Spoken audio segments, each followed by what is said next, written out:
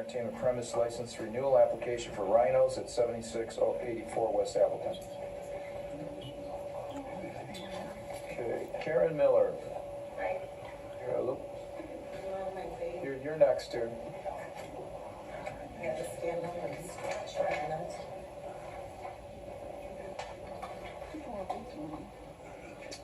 Okay, we need you to raise your hand so we can swear you in. Do you solemnly affirm under the pains and penalties of perjury in the state of Wisconsin that the testimony you're about to give is the truth, the whole truth, and nothing but the truth? Yes. Okay, name and address, please. Karen Miller, the address of the business is 7964 West Appleton Avenue, Milwaukee, Wisconsin, 53218. Okay, do you acknowledge receipt of today's meeting with the possibility your application may be denied?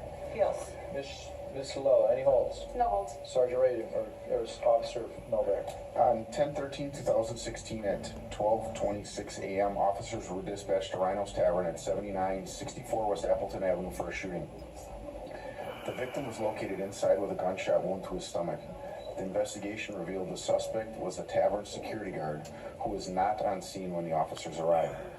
The applicant did not know the security guard name because she paid him in cash. A Milwaukee police report was filed. Okay, Alderman, this is a renewal.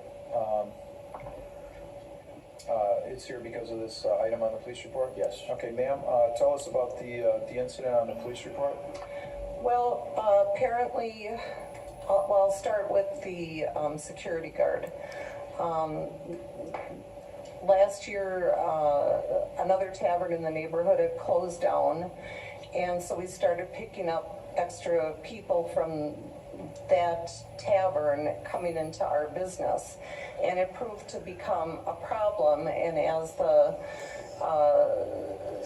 weather warmed up and everything, and we started getting these stranger people coming into the bar, it became apparent that we needed to have somebody kind of keeping an eye on the place, trying to keep people out of the parking lot at night.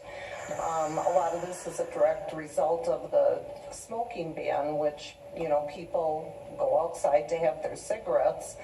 And so we decided, my son actually had asked this young man that came into the business, who we had known for a long time as a customer and knew by the name of Tori, and he had offered actually to kind of help out, keep an eye on things. I, at the time, was very busy taking care of my mother. She was very ill and died November 9th of this year, so I had assumed that my son, you know, would just kind of keep an eye on things and have this young man help out. Because of my involvement with my mother, I never really pursued as like actively hiring him, and that was a bad part on my part. I'm always paying taxes. I have my employees are on the books. It was an oversight, and it was a weekend thing that this young man would come in, and so I told Kevin, just give him some money just to kind of keep it. It was a bad oversight on my part to not go through checking him, you know, getting his name and address and that type of thing. So I did drop the ball on that, and I regret it to this day. And I'm one person that learns a valuable lesson if something goes wrong. So I regret that happened. It won't ever happen again. But due to the circumstances of, you know, the increased business and the warm weather, Kevin just said, let's give Tori a try and see how it works out, and then I never formalized it as far as hiring him on as an employee. Any questions by committee? Anyone in the audience here to testify in this matter, please raise your right hand. Let the record reflect no one is here to testify in this matter. Alderman Bull.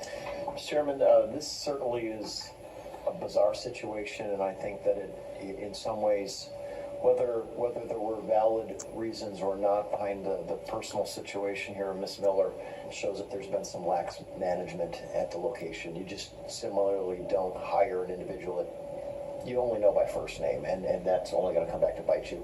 I had taken another call here about a year ago from an anonymous source indicating that they believed that there was some drug dealing that was going on, that the that the applicant's management was aware of, according to this person. I did relay that to Police District 7 and asked them to investigate. It hasn't shown anything. I haven't heard anything back. I shared the information then with Ms. Miller at a later time, indicating to her that I've asked the district to keep a closer eye on this particular location. This is not acceptable. Even her admission to me in terms of discussion that she sometimes with this has had a rougher number of patrons that are a little more difficult to coax off of the premises at closing time, that they want to stay a little longer, and these individuals kind of have a harder noggin and kind of have a mind of their own. It isn't going to be acceptable. So I've told her she needs to hire more security. She needs to know who those individuals are, and there needs to be a tighter ship that's run, because we can't have situations like this here. And if something like this were to occur, I will be asking for a substantial suspension or a non-renewal if this occurs anytime soon. As a whole, you see that she has had a relatively uneventful police report over the years. The last two items going back in 08 and 09 had to do with robberies on the location. But this, again, has to be a very stern warning letter, and that would be my request of the committee at this point. Okay, anything you want to add, ma'am, before we go into committee? Going forward, I will make sure that, first of all, I have the names of everybody that works for me, and definitely keep an eye as the weather warms up. You get more issues with the neighborhoods, and so we'll make sure we keep a tighter rein on things and make sure going forward that there are no problems. I try real hard to keep it decent and in the neighborhood, and try to keep it clean and keep the neighbors from objecting.